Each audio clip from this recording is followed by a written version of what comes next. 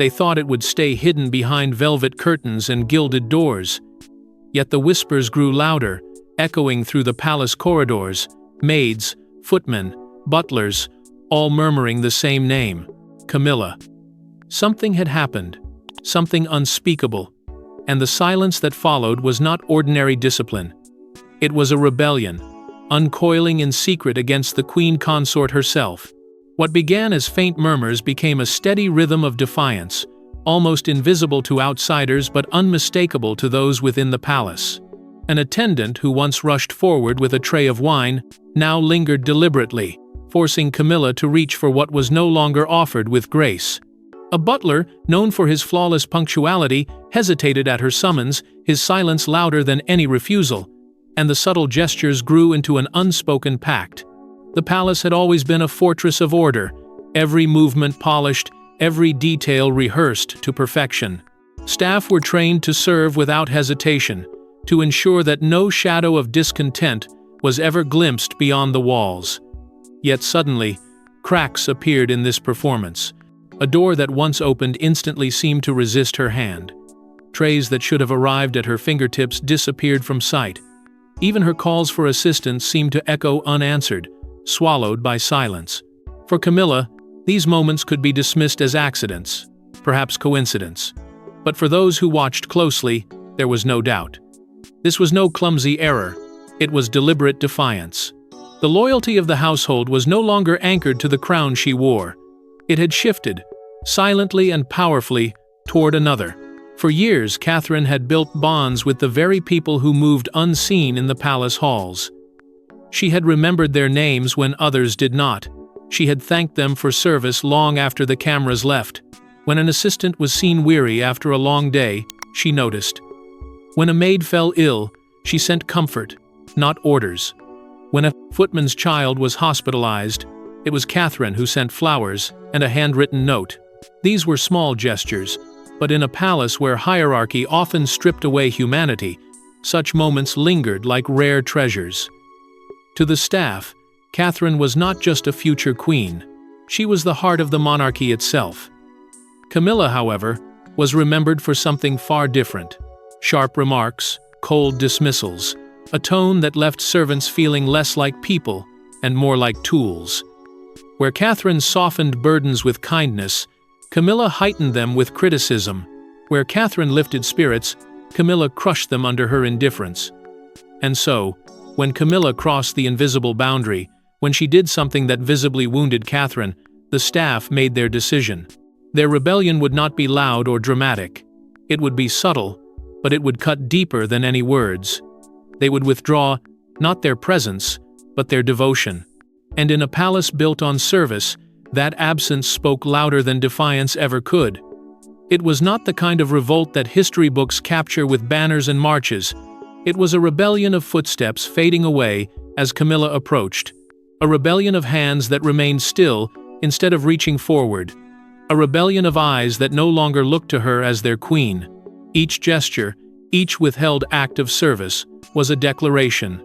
Their loyalty belonged to Catherine and no one else. The whispers carried a single refrain, repeated in hushed tones between corridors and kitchens. She crossed it. The line you do not cross. No one needed to explain what that meant, because everyone already knew. It was Catherine. It was what Camilla had done to her, and it was unforgivable. But to understand why the palace's most loyal servants risked everything, we must revisit the night when Camilla struck a blow so cruel it left Catherine humiliated before the monarchy itself. Behind the closed doors of a grand dining hall, a quiet evening meant to symbolize unity became the battlefield for humiliation. Guests watched in horror as a royal dinner transformed into a war of whispered insults, and in the middle stood Catherine, blindsided by Camilla's merciless strike. What should have been a gathering of reconciliation, a moment to remind both family and dignitaries of strength, turned instead into an exhibition of cruelty. Camilla, sharp-eyed and coldly calculating, chose her moment with precision. It began subtly with an offhand comment here, a biting remark there, each aimed to chip away at Catherine's dignity while cloaked in the illusion of jest. But beneath the laughter, those words cut like blades, and Catherine, unprepared for such malice, found herself cornered before an audience that could see every wound. The evening grew heavier as the tension thickened in the air. Guests shifted uneasily in their seats, sensing a battle unfolding that no one dared interrupt. Camilla's remarks grew bolder, each one carrying an unmistakable edge meant not only to embarrass, but to assert dominance. There was no accidental slip of the tongue. It was deliberate. Each word reminded Catherine of her place not by blood, but by marriage, a position Camilla dismissed as fragile, temporary, and undeserving of reverence. And then came the cruelest strike of all, a remark that froze the room into silence. Catherine's role, Camilla declared with chilling disdain, was borrowed, not earned. She was temporary, not bloodline. The words, venomous in their simplicity, echoed across the table with a finality that left the entire gathering stunned. For Catherine, whose grace had carried her through countless public trials, this was a rare moment of visible breaking. Her composure faltered. Her face, pale beneath the glow of chandeliers, betrayed the pain she tried desperately to conceal. For the first time, the mask of royal strength slipped, and those present witnessed a woman wounded not by accident, but by intent. She excused herself quietly, but the weight of her silence carried more power than any outburst. With her head lowered, she retreated from the room, leaving behind an audience torn between loyalty, pity, and shock. To those who adored her, that sight, Catherine leaving with tears in her eyes, was both unthinkable and unforgettable. The staff, always alert but rarely involved in private disputes, could not ignore what they saw. The whispers began almost immediately. She made her cry. She crossed the line. For many attendants, the moment triggered haunting memories of Diana, who had endured similar cruelties under the same roof. The parallels were unmistakable. Another woman beloved by the public, cornered and diminished within palace walls. Camilla's words that night did not merely bruise Catherine. They reopened scars from a past the monarchy had sworn would never be repeated. In those hushed exchanges between footmen and maids, one truth began to take root. Camilla had overstepped, and this time, forgiveness would not come easily. That dinner became a turning point, not just for Catherine, but for the entire household. Her humiliation was not confined to whispers within the palace. It lingered in the hearts of every servant who had long admired her kindness. For them, this was not a clash of personalities. It was a betrayal of the very dignity Catherine embodied. And though Camilla believed she had asserted her authority, what she had truly done was light the first spark of a quiet rebellion. Yet what unfolded that night was only the beginning, because Camilla's cruelty would not remain hidden behind banquet doors. Soon, she would take her humiliation of Catherine onto the grandest of stages. The chandeliers sparkled, dignitaries applauded, and cameras rolled, yet what was meant to be a display of royal harmony quickly descended into a scene of betrayal. With the world watching, Camilla delivered her most devastating blow to Catherine. The occasion had been carefully designed to project stability and elegance, a showcase of unity meant to silence whispers of internal tension. But beneath the polished smiles and rehearsed gestures, a storm was already gathering. Camilla, emboldened by her private victory at the dinner table weeks before, chose this night to extend her cruelty beyond the shadows of palace walls. It began subtly, as it always did. A sharp undertone disguised as wit, a carefully phrased comment that sliced deeper than anyone expected. Catherine, poised and graceful, stood alongside foreign dignitaries, unaware of the ambush about to unfold. And then came the words calculated, deliberate, impossible to mistake. In full view of international leaders, Camilla diminished her. She mocked her role, alluding once again to its fragility, framing Catherine not as a partner in the monarchy's future, but as a mere figure who had wandered too close to power. The remark, though cloaked in ceremonial banter, was a dagger. It struck Catherine not only personally but symbolically, reducing her standing before those who mattered most. The silence that followed was suffocating. Conversations stilled, glasses hung in mid-air, and eyes darted nervously between the two women. Catherine froze. Her composure, usually unshakable under scrutiny, faltered in that instant. The weight of betrayal bore down upon her, her expression revealing shock, disbelief, and a grief she could not conceal. She did not lash out. She did not respond. Instead, she stood motionless, the embodiment of quiet devastation. And in that moment, the monarchy's veneer of harmony cracked before the watching world. The staff, scattered discreetly among the hall, moved quickly. They saw what others only sensed: the collapse of dignity in real time. Loyal attendants, horrified by what had just occurred, stepped closer to shield Catherine from further embarrassment, ushering her with a quiet urgency toward privacy. For them, this was not their duty. This was protection. They knew the cameras would capture none of this, for the palace would ensure it. But they had seen it, they had heard it, and they would never forget. The room itself seemed to collapse into unease.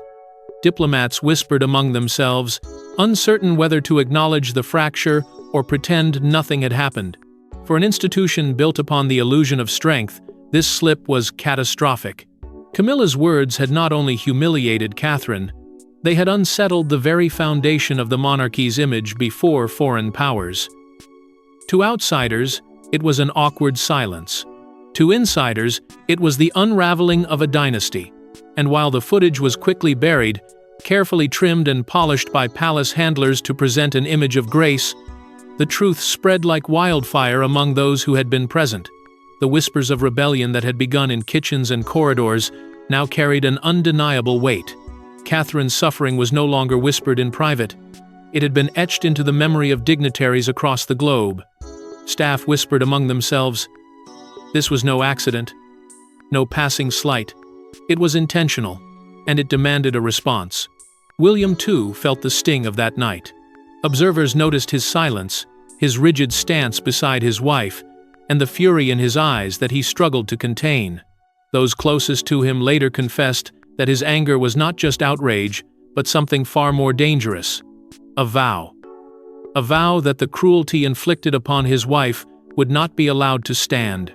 Though he said nothing publicly, his restraint masked a storm gathering inside him, one that would not remain unspoken for long.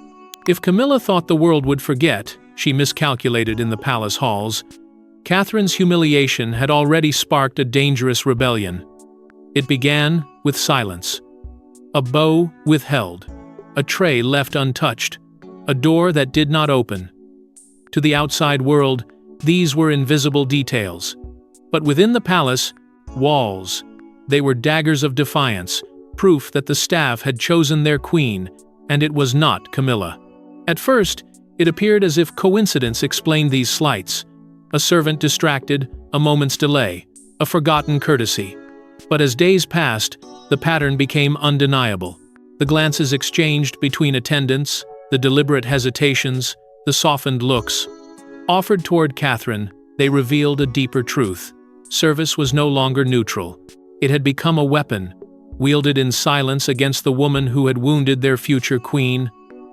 Letters began to appear, slipping quietly into Catherine's chambers when no one else could see. They carried words written in hurried, secretive hands. We stand with you. You are not alone. We have not forgotten. For Catherine, who bore her pain quietly, these messages were more than comfort. They were proof that the rebellion had shifted from whispers to conviction. Behind every locked door, the staff repeated their pledge. Their loyalty was no longer bound to the crown Camilla wore, but to the woman who had treated them as more than shadows.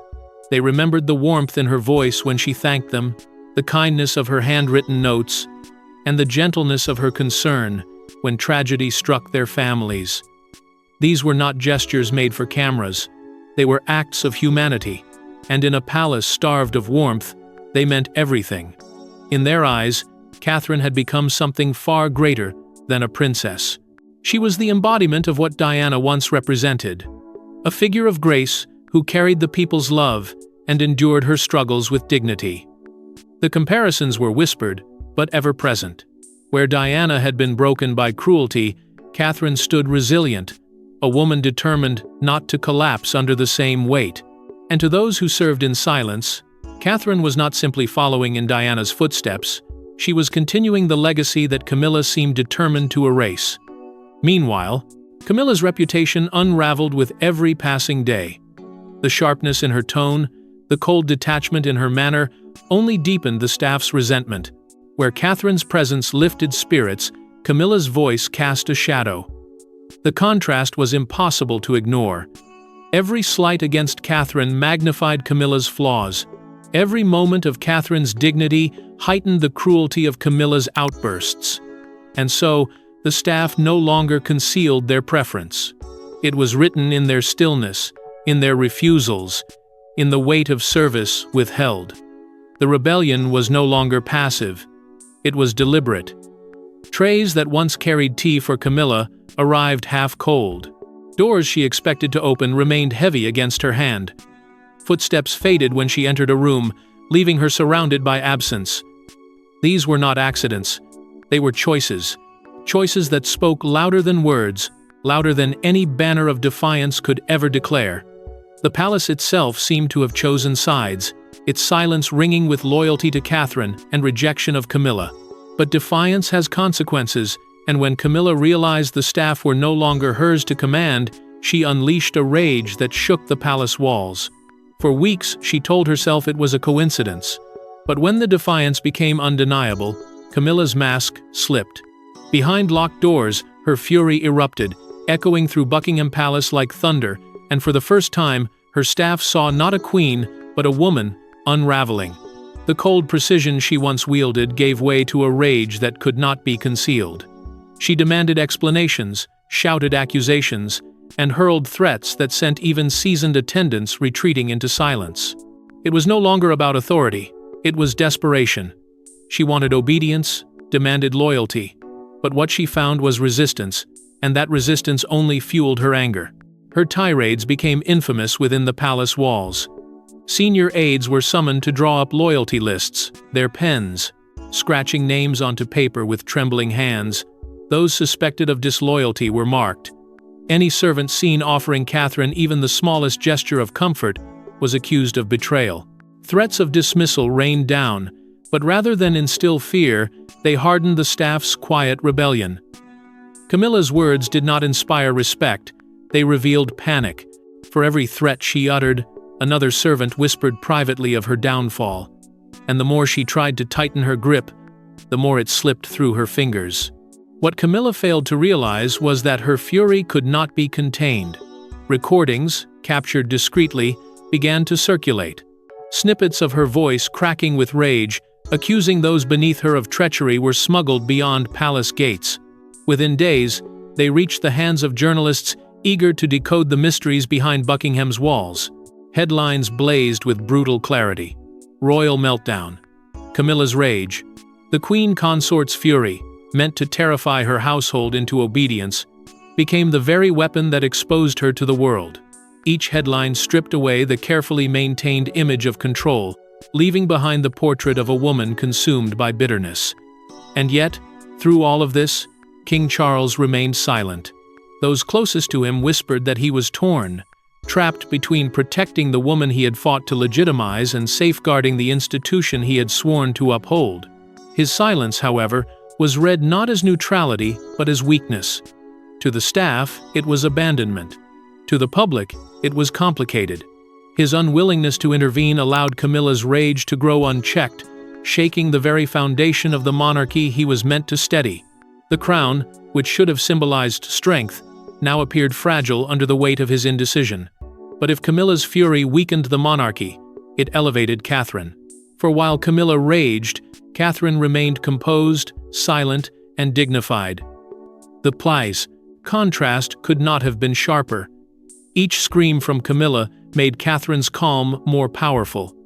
Every act of cruelty made Catherine's quiet grace shine brighter. To the staff, to the public, and to those within the palace who dared compare, the choice was obvious. One woman ruled with anger, the other with humanity. One demanded loyalty, the other inspired it. And so the rebellion deepened. Camilla's attempts to crush defiance only gave it fuel. The palace walls reverberated with her fury. But within the silence of its servants, a far greater strength was building. They no longer feared her voice. They pitied it. And in that pity was the most dangerous truth of all, that her authority was crumbling before their very eyes. But silence could no longer protect Catherine, for William had reached his breaking point, and his fury would soon erupt into confrontation. The palace walls had heard countless arguments, but none like this. When William stormed into Camilla's chambers, his fury was unrestrained. For Catherine, for the staff, and for the memory of his mother, he demanded answers, and this time there would be no retreat. For weeks he had remained silent, swallowing his rage while his wife endured humiliation and the servants bore the brunt of Camilla's retaliation. But now the silence shattered. His voice rang through the halls with a force that made even the most seasoned aides pause in fear. This was no ordinary dispute. This was a confrontation that carried the weight of history. William demanded to know why. Why Catherine had been humiliated. Why were the staff punished for their loyalty? Why cruelty had replaced dignity within the palace? Camilla, startled but defiant, attempted to mask her actions behind the language of tradition. She insisted that order had to be preserved, that Catherine was becoming too visible, too influential, and that boundaries needed to be enforced. But her excuses fell flat against William's rage. He saw not tradition, but deliberate cruelty dressed in protocol. He pressed harder, refusing to let her hide behind formality. His words cut through her defenses, exposing the truth she could not disguise: her jealousy, her fear of being overshadowed, her desperate attempt to claim power at Catherine's expense. The confrontation grew louder, more vicious with every passing second. Witnesses later described it as the most explosive clash in decades, a storm of voices that shook the palace itself. And then came the moment that silenced even Camilla's sharp tongue. William invoked the one name she could not deflect: Diana. His words trembled with restrained fury as he told her, "Do not make Catherine suffer the same fate." In that single sentence, he unleashed the full weight of a wound that had never healed. He reminded her that he had already watched one woman he loved destroyed by cruelty within those walls, and he would not allow history to repeat itself. The memory of Diana hung in the air like a ghost, and for a moment, even Camilla faltered. But William did not stop there. His anger only deepened, fueled by years of silence and by the sight of his wife being torn down in the very place meant to protect her. He condemned her treatment of the staff, her attempts to control through fear, her reckless outbursts that had leaked into the press and brought disgrace upon the monarchy. His words were unyielding, each one hammering home the reality she could no longer escape, that her actions had not strengthened the crown, but weakened it beyond repair. And then came his vow, spoken with chilling clarity. No one humiliates Catherine without consequences. Not even you. It was not an empty threat. It was a declaration that the future king had chosen his side, and that side was his wife. The air in the chamber grew heavy with the aftermath of his words. Camilla tried to recover her composure, to argue, to defend herself, but nothing she said could erase the line he had, drawn in fire. For the first time, she was confronted not as the Queen Consort, but as the source of a fracture that threatened the monarchy itself.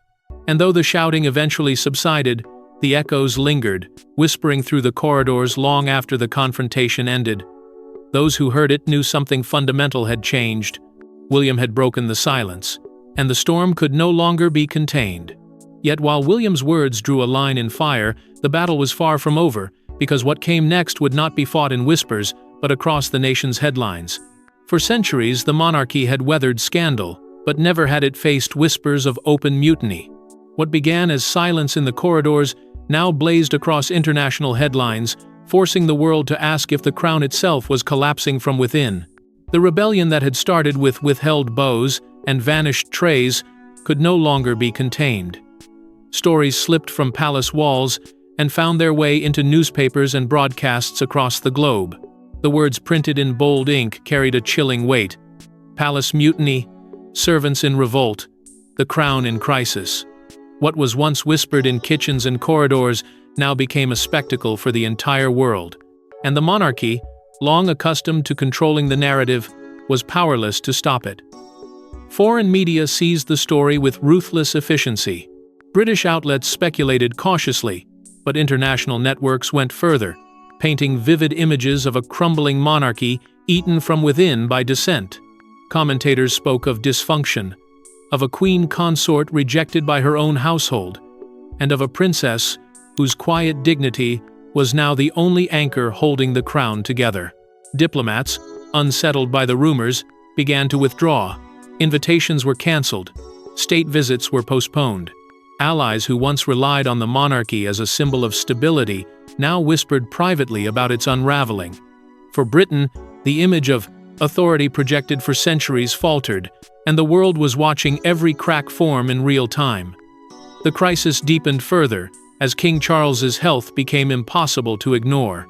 His visible frailty, once managed discreetly, now fed speculation that the monarchy lacked not only unity, but leadership. Was the crown, already destabilized by internal rebellion, now leaderless? His silence during the storm spoke volumes, and each appearance, marked by weariness, fueled rumors that he was too weak to steady the throne in its darkest hour. The timing could not have been worse. A fractured household, a consort under siege, and a king whose presence no longer reassured but worried together painted the image of a monarchy at its most fragile point in generations. For Camilla, the collapse was swift and merciless. Once able to navigate scandal with careful spin, she now faced a wave of outrage too vast to contain. The leaked recordings of her fury, the accounts of her cruelty toward Catherine, and the stories of staff rebellion stripped away any illusion of control. Tabloids that once softened her image now tore it apart, describing her as desperate, paranoid, and unfit to command the respect she demanded. In contrast, Catherine's silence became her greatest strength. While Camilla raged, Catherine remained composed, her refusal to engage with scandal only elevating her stature. She became the figure of resilience the monarchy so desperately needed. A woman wronged, yet unbroken, embodying both the memory of Diana and the hope for a future monarchy defined by grace rather than fear. The divide could no longer be hidden. One woman clung to power with fury and desperation. The other embodied strength by saying nothing at all. The staff, the public, and the watching world began to make their choice. The crown still rested on Charles's head, but in the court of global opinion, the monarchy had already begun to shift its loyalty. Camilla's authority weakened with every headline, while Catherine's symbolic power grew stronger with every moment of dignified silence. But just as the crisis seemed unbearable, another revelation emerged, one that would tip the scales permanently against Camilla. Buried in the archives, a handwritten note surfaced. A note never meant for public eyes, one that revealed Catherine's deepest pain. Its words were not polished statements but raw confessions, and once read, they became the spark that ignited a movement.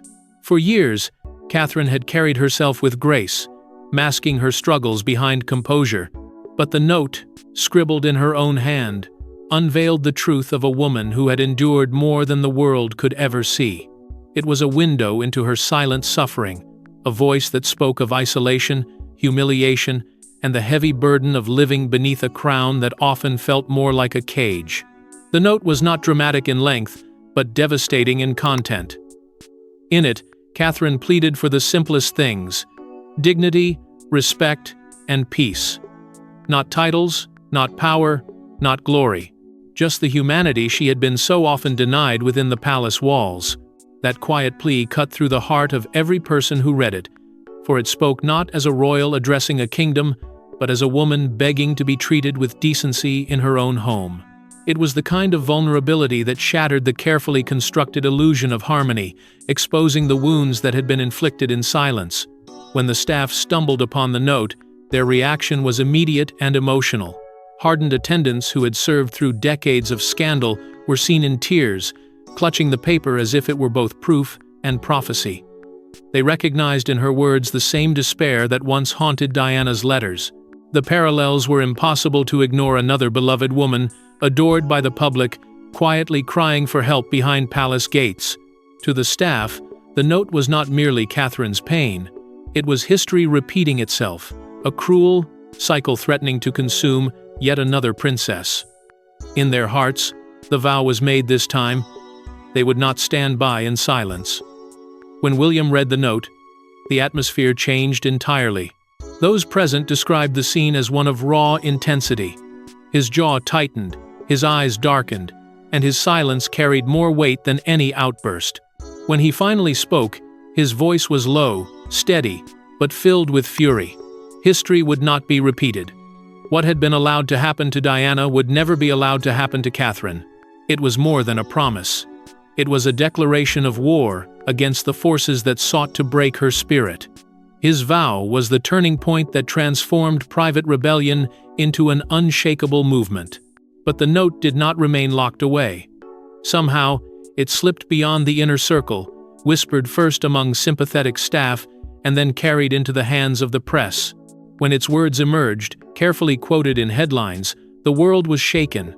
Public sympathy for Catherine erupted with a force that stunned even the palace. People across the nation, and indeed the globe, rallied around her pain. Hashtags, editorials, and broadcasts all echoed her words. Dignity, respect, peace. The monarchy, already fractured, now found itself facing a storm of outrage it could not silence. For the staff, the note was more than evidence. It was a rallying cry. No longer was their rebellion whispered in the shadows. It became united, fierce, and unbreakable. Catherine had asked for protection in ink, but what she received was something even greater, a movement ready to defend her dignity at any cost. The corridors that once carried only silence now pulsed with unspoken unity, the servants standing shoulder to shoulder in defiance of a queen consort they no longer recognized. The stage was set for the final act, the moment when the rebellion would no longer be whispered in shadows, but displayed before the world. The palace had planned a glittering evening of unity. But when the queen consort called for assistance and no one moved, history was made. Before foreign eyes, Camilla was left utterly alone, a queen without loyalty, abandoned by those sworn to serve. The silence was deafening, broken only by the soft gasps that rippled through the hall as dignitaries realized they were witnessing a collapse in real time. Every second stretched, every glance revealed the truth. The crown no longer commanded devotion. Then, as if orchestrated by fate, William and Catherine entered. Calm, composed, unshaken, they carried a presence that drew the room's attention instantly. Where Camilla stood deserted, Catherine radiated quiet authority, the staff instinctively gravitating toward her.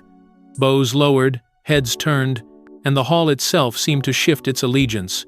Dignitaries followed suit, offering their respect not to the consort in distress, but to the princess, who had suffered in silence and emerged unbroken. In that single moment, Camilla understood. Titles, jewels, and crowns meant nothing without loyalty, and loyalty was something she had lost forever. The monarchy had chosen Catherine, and Camilla would never recover from what she did. And so, the rebellion ended not with banners or blood, but with silence. The silence of servants who had chosen their queen, and a monarchy forever reshaped. Thanks for watching. Don't forget to like and subscribe, and we will see you in the next one.